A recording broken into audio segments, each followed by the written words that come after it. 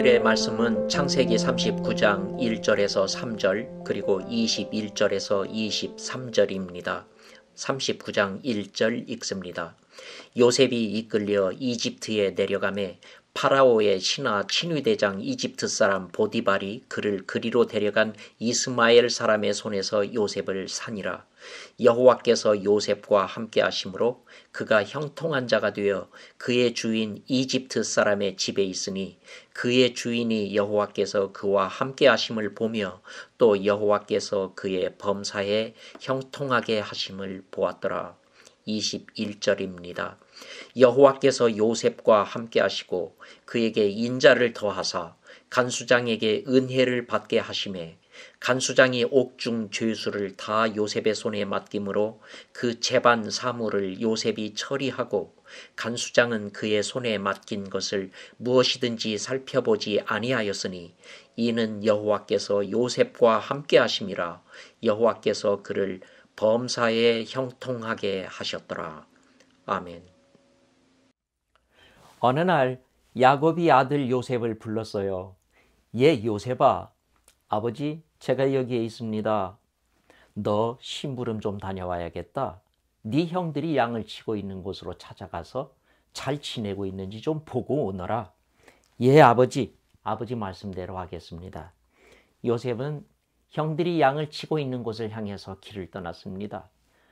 사람들에게 물어서 형들이 있는 곳을 찾아서 마침내 형들을 발견했을 때 형들은 요셉을 보고 다짜고짜 붙잡아서 캄캄한 구덩이에다가 집어 던져버리고 말았어요. 구덩이는 고대 중동 사람들이 물 저장 탱크로 사용하는 곳입니다. 입구는 좁다랗고 아래 부분은 이렇게 넓은 항아리 모양의 구조로 되어 있어서 거기에 한번 빠지면 스스로의 힘으로는 도저히 헤어나올 수 없게 되어 있습니다. 그때 요셉이 받은 충격이 얼마나 컸을까요?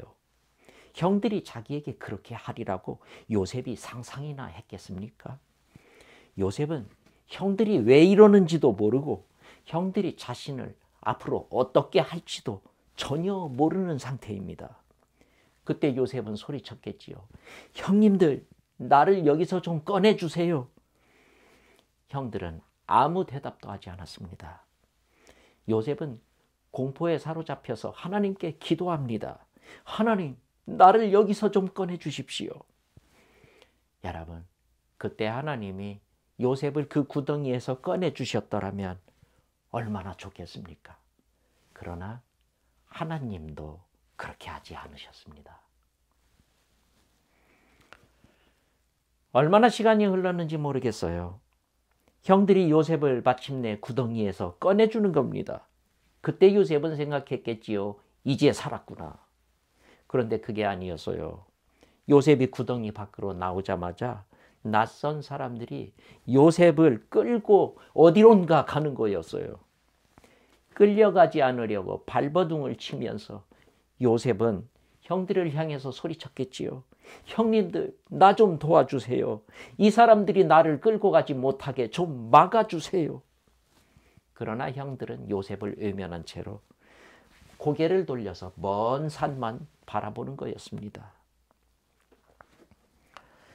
이렇게 요셉은 이집트로 끌려가서 노예 생활을 시작했던 겁니다. 낯선 타국에서 노예 생활을 할 때 얼마나 고향이 그리웠겠습니까? 그때마다 요셉은 하나님께 부르짖어 기도합니다. 하나님, 저를 고향으로 보내주세요. 아버지를 다시 만나게 해주세요.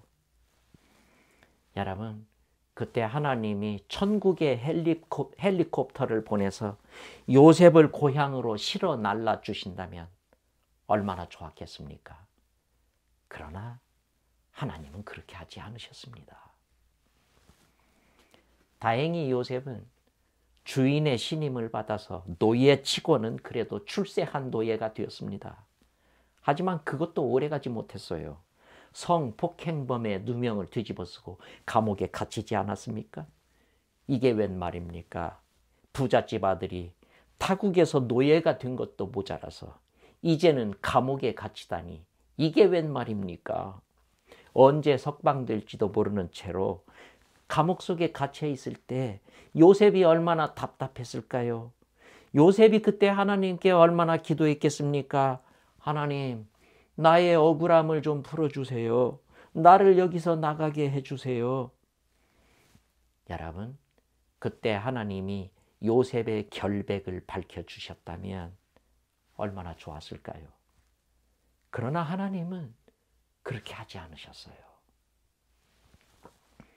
생각해 보십시다. 이것은 바로 우리들의 이야기가 아닐까요? 우리도 가끔 하나님의 침묵을 경험할 때가 있지 않습니까? 고난이 찾아왔을 때 우리는 고난을 해결해 주시라고 하나님께 부르짖어 기도합니다. 그런데 하나님은 우리 기도에 항상 응답해 주시는 건 아니잖아요. 이 무거운 짐을 이제 그만 벗겨달라고, 이 지긋지긋한 고통에서 나를 좀 해방시켜 달라고 우리가 부르짖지만 하나님은 침묵하실 때가 있단 말입니다. 아니, 지금 당장 이 문제를 해결해 주시지 않아도 좋아요. 하나님이 이렇게만 말씀해 주셔도 좋겠어요. 얘야, 조금만 참고 기다려라. 내가 너의 문제를 곧 해결해 줄게. 하지만 하나님은 그렇게마저도 하지 않으시고 침묵하십니다. 언제까지 참고 기다려야 하는지, 과연 하나님이 이 문제를 해결해 주실 것인지 알 수가 없어요. 여러분, 신앙생활하면서 가장 힘들 때가 언제입니까? 내가 고난당하고 있는데 하나님이 침묵하실 때. 모든 게 잘 나갈 때에는요, 하나님이 침묵하셔도 괜찮아요. 하나님이 침묵하셔도 아무 불편 없으니까요. 그러나 어려움을 당할 때에는 경우가 다릅니다. 이럴 땐 하나님이 무언가 역할을 해 주셔야만 하지 않습니까? 사업이 실패해서 가진 것을 다 잃게 되면 우리는 기도합니다. 하나님 도와주세요. 평생 땀 흘려서 일구어 놓은 이 사업이 망하지 않게 도와주세요.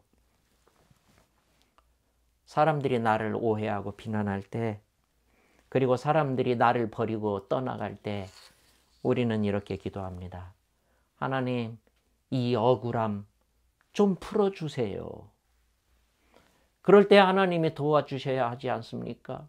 그런데 하나님은 도와주시지도 않고 침묵하신단 말입니다. 그럴 땐 너무나 힘들잖아요. 이럴 때 우리는 믿음이 흔들립니다. 그리고 때로는 신앙생활에 회의를 느끼기도 합니다. 하나님은 나의 기도를 들으시는 것일까? 혹시 하나님이 나의 기도를 외면하시는 건 아닐까? 하나님이 정말 나를 사랑하시는가? 혹시 하나님이 나를 버리신 것은 아닐까? 그때 우린 이렇게 하나님께 항의를 하곤 하지요. 하나님, 지금 어디 계십니까? 이럴 땐 나를 좀 구해 주셔야지요. 하나님이 전능하신 것을 좀 보여주셔야지요. 그런데 왜 침묵하십니까? 기독교는 체험의 종교예요. 우리가 진정한 신앙인이 되려면 하나님을 체험해 보아야 돼요. 성경 속의 믿음의 사람들은 모두가 하나님을 체험했던 사람들이에요. 아브라함 보세요. 나이가 99살 때 하나님이 찾아오셔서 이렇게 말씀하시지 않습니까? 내년 이맘때쯤 네 아내 사라가 아들을 낳을 것이다. 과연 1년 후에 사라는 아들을 낳았습니다. 이삭 보세요. 가뭄과 기근을 피해서 이집트로 가려고 하는데 하나님이 말씀하셨어요. 이집트로 가지 말고 여기 남아서 여기 머무르면서 농사를 지어라. 그 말씀에 순종해서 씨를 뿌렸을 때 이삭은 그 해에 100배의 결실을 거두었습니다. 야곱, 형에게 맞아 죽을까 봐 밤새 고민하고 있었을 때 하나님이 야곱에게 찾아오시지 않습니까? 그리고 밤새 야곱과 씨름을 하셨어요. 그리고는 야곱을 축복하시면서 이스라엘이라고 야곱에게 새 이름을 주시지 않았습니까? 이런 체험을 통해서 믿음의 사람들은 하나님의 전능하심을 깨달았어요. 하나님이 나와 함께 하신다는 것을 그들은 확인했어요. 그런데 요셉은 하나님을 어떻게 체험했을까요? 요셉이 체험한 하나님은 어떤 하나님일까요?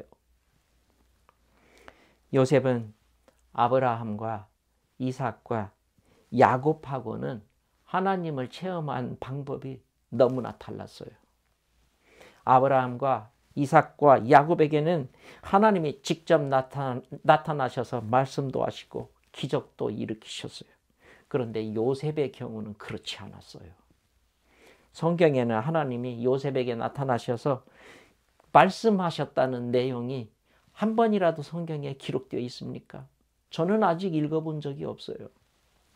하나님이 요셉 앞에서 초자연적인 기적을 일으키셨다는 기록이 성경에 있습니까? 저는 아직 읽어보지 못했습니다. 신비한 환상을 요셉에게 하나님이 보여주셨다는 기록도 없어요. 요셉이 체험했던 신비는 기껏해야 어릴 적에 꾸었던 뜻을 알 수 없는 단 2번의 꿈이 전부였어요. 요셉이 체험한 하나님은 침묵하시는 하나님이었습니다. 하나님은 요셉에게 자신의 모습을 보여주시지도 않았고 자신의 목소리를 들려주시지도 않았어요. 하나님은 요셉에게 초자연적인 기적을 베풀어 주시지도 않았어요. 요셉이 가혹한 고난을 당할 때에도 하나님은 철저히 침묵하셨습니다.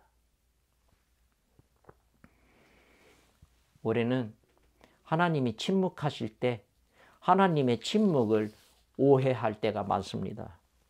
하나님이 침묵하신다는 것은 하나님이 우리에게 무관심하고 하나님이 우리를 내박쳐두고 가만히 서서 구경만 하고 계신 것처럼 우리는 하나님을 오해하기가 쉬워요. 하지만 절대 그렇지 않아요. 요셉을 한번 보시겠습니까? 하나님은 요셉에게 침묵하셨습니다. 하지만 하나님은 요셉을 외면하시지도 않았고 요셉을 내버려 두지도 않으셨어요. 하나님은 요셉과 함께 계셨고 요셉을 돌보셨단 말입니다. 그리고 요셉을 통해서 상상할 수 없는 놀라운 일들을 이루시지 않았습니까? 그렇습니다. 하나님은 요셉에게 직접 말씀해 주시지는 않았습니다. 그가 왜 구덩이에 던져졌는지, 그가 왜 이집트로 끌려와서 노예 생활을 해야 하는지, 그가 왜 기약 없는 감옥 생활을 해야 하는지, 그리고 언제 감옥에서 석방될 수 있는지 하나님은 그런 것에 대해서 말씀해 주시지 않았단 말이에요. 하나님은 침묵하셨단 말입니다. 그러나 그 침묵 가운데에서도 하나님은 요셉에게 보여주신 것이 한 가지가 있었어요. 지금 나는 너와 함께하고 있다. 그리고 내가 너를 돌본다.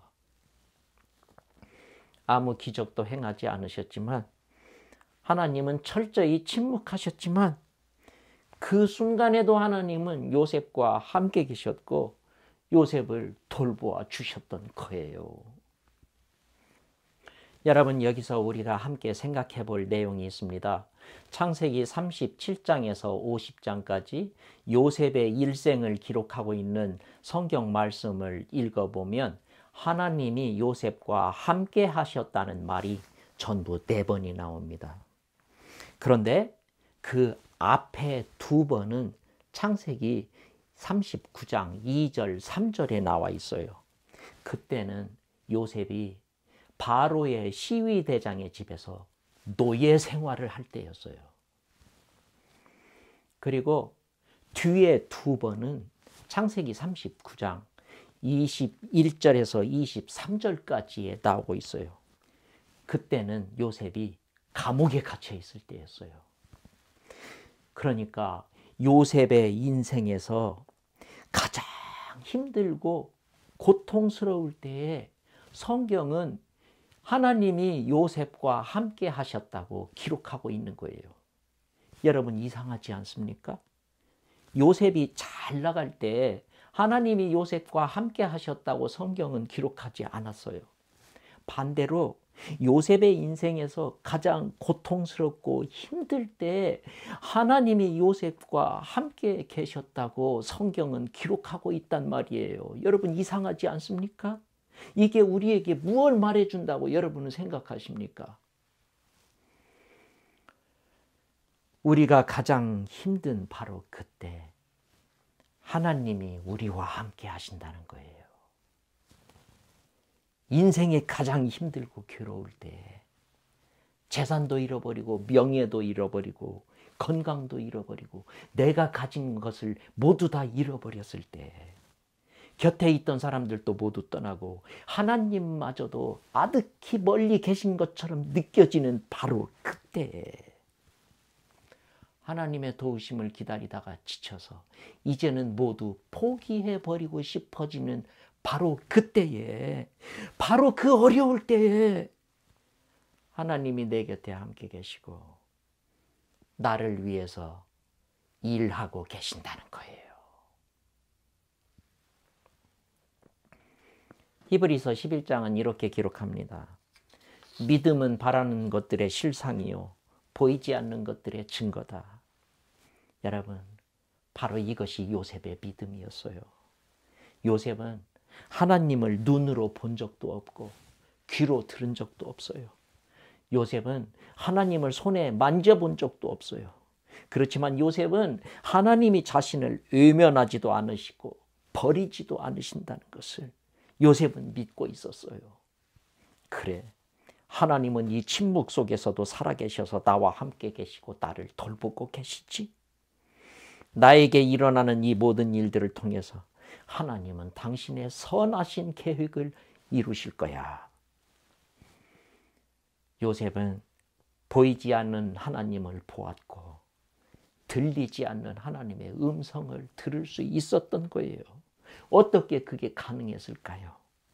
요셉은 믿음의 눈과 귀로 하나님을 보고 들었어요. 그렇기 때문에 요셉은 침묵하시는 하나님을 끝까지 신뢰하고 붙잡을 수 있었던 것이거든요. 여러분, 침묵으로 우리와 함께 하시고 침묵 속에서 우리를 위해서 선한 일을 이루시는 하나님을 굳게 붙잡고 믿는 여러분과 제가 될 수 있기를 소망합니다. 여러분, 침묵으로 우리와 함께 하시고 침묵 속에서 우리를 위해서 선한 일을 이루고 계시는 하나님을 굳게 붙잡고 승리할 수 있기를 소망합니다. 우리는 너무 조급해요. 침묵하시는 하나님을 견디기 힘들어하고 하나님의 타이밍이 올 때까지를 우리는 기다리지를 못해요. 당장 하나님이 나타나셔서 내 기도에 응답해 주셔야만 되고 하나님께서 기적을 일으켜 주셔야만 우리는 만족한단 말입니다. 여러분, 우리가 하나님을 볼 수 있고 하나님의 음성을 들을 수만 있다면 그리고 하나님의 기적을 그때그때 체험할 수만 있다면 얼마나 좋겠습니까? 그러나 하나님이 보이지 않고 하나님의 목소리가 들리지 않고 하나님의 기적이 일어나지 않는다고 해서 실망하지 마십시다. 그런 것들을 통해서만 우리가 하나님을 체험할 수 있는 건 아니지 않습니까? 믿음의 눈을 떠서 볼 때에 우리는 침묵 속에서 나와 함께 하고 계시고 침묵 속에서 나를 위해 일하고 계시는 나를 돌보시는 하나님을 체험할 수 있는 줄 믿으시기 바랍니다. 지금은 마지막 때예요.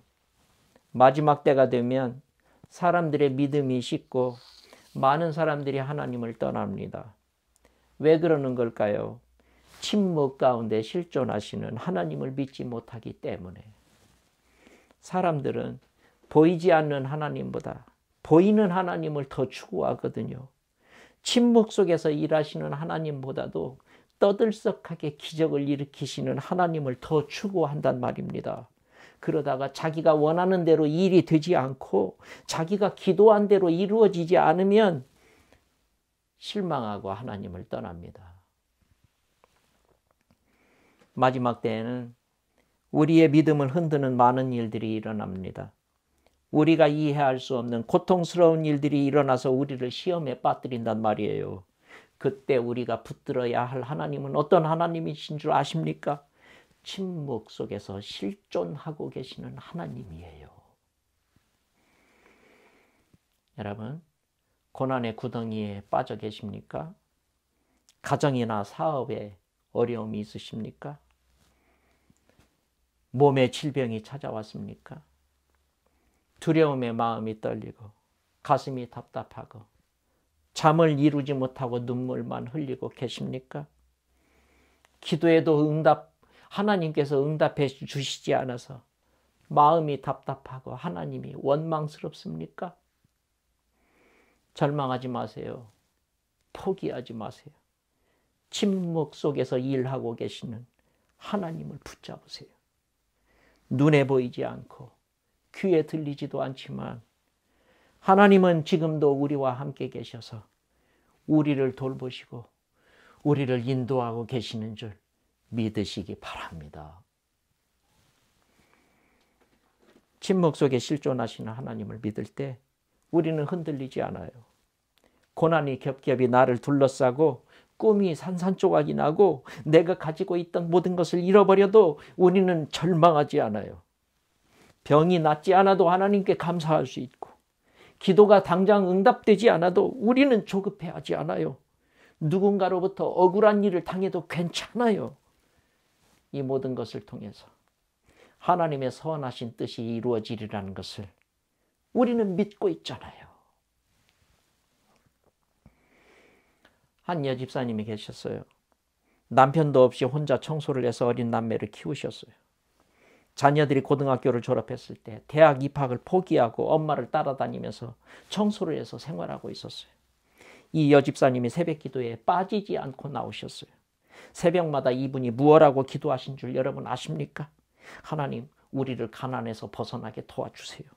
하나님, 우리 아이들이 세상에서 성공하게 해주세요. 이렇게 이분이 기도하셨을까요? 물론 그렇게 기도하실 때도 있었겠지요. 그러나 내가 아는 이 집사님은 이렇게 기도하셨습니다. 하나님, 사랑합니다.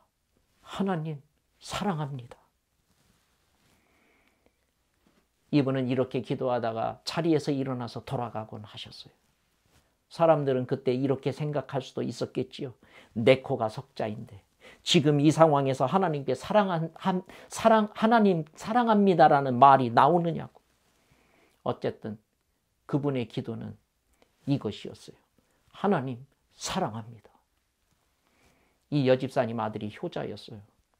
어머니가 나이 드셨으니까 내가 어머니 목까지 일할 테니까 이제 어머니는 그만 일하고 집에서 쉬세요. 아들이 이렇게 말하고 어머니 목까지 혼자서 열심히 다 감당하는 겁니다. 이 청년의 성실함이 건물 주인의 눈에 띄었어요.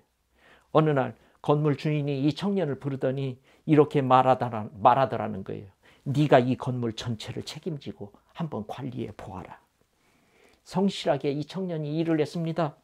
건물 주인이 이 청년에게 더 큰 빌딩을 맡겨주었어요. 결국 이 청년은 건물을 관리하는 회사를 차렸고 어엿한 사업가로 자리를 잡았어요. 이 여집사님을 생각하면 나는 생각나는 성경 구절이 하나 있습니다. 하나님을 사랑하는 자, 곧 그의 뜻대로 부르심을 입은 자들에게는 모든 것이 합력하여 선을 이룬다. 여러분, 이 성구는 바로 요셉을 가리키는 성구더라고요. 요셉의 생애를 한마디로 말하면 모든 것이 합력하여 선을 이룬 생애였어요. 당시에는 그렇게 고통스러웠지만 나중에 보니까 모든 것이 하나님의 선한 계획을 이루었잖아요. 여러분, 여러분에게 일어나는 모든 것이 합력해서 선을 이루기를 원하십니까? 그렇다면 여러분이 또 하나의 요셉이 되면 되는 거예요. 침묵 속에 함께 하시는 하나님을 굳게 붙잡으세요. 그리고 그 하나님을 사랑하세요. 하나님은 이런 사람을 사랑하시고 이런 사람을 통해서 위대한 일을 이루시는 줄 믿습니다. 여러분, 요셉의 복이 우리 자신의 복이 될 수 있기를 소망합니다. 여러분을 축복합니다. 요셉의 복이 우리의 복이 되기를 소망합니다. 요셉의 승리가 우리의 승리가 될 수 있기를 축복합니다. 기도하십시다. 하나님, 이해 못할 일이 우리에게 일어날 때 우리의 믿음은 흔들립니다.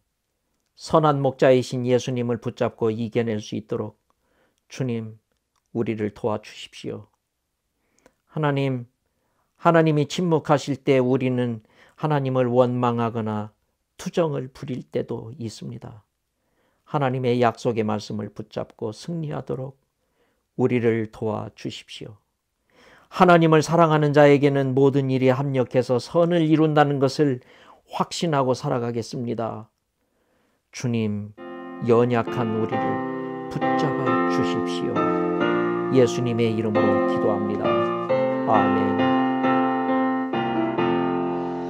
어려운 일 당할 때 나의 믿음 적으나 의지하는 내 주를 더욱 의지합니다.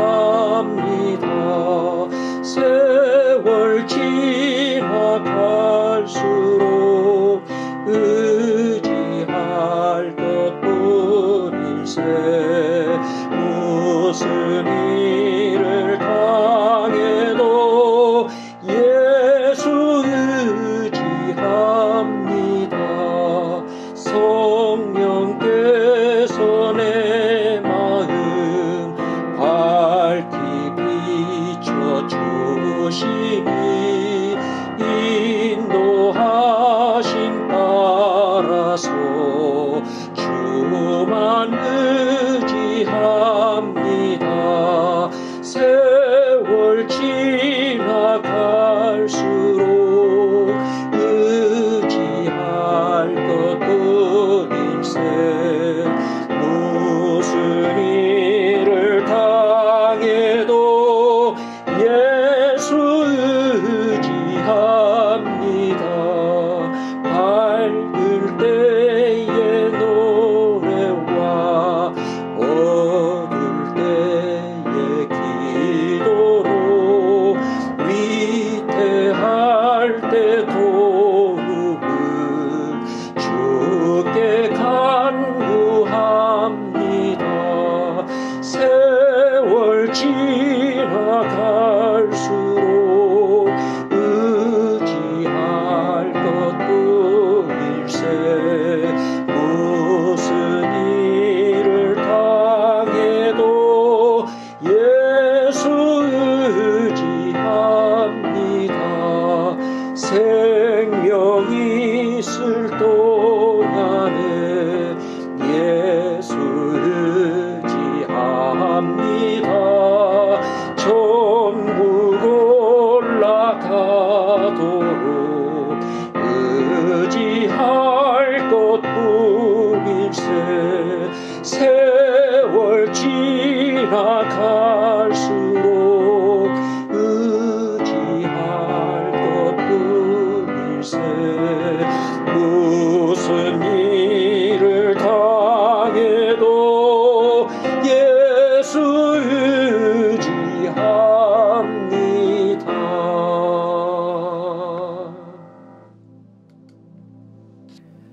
주 예수 그리스도의 은혜와 하나님의 사랑과 성령의 인도하심이 침묵 속에 함께 하시고 침묵 속에서 일하시는 하나님을 확신하고 세상에서 승리하기로 다짐하는 성도들의 신앙과 삶에 함께 하시기를 축복하며 기도합니다. 아멘.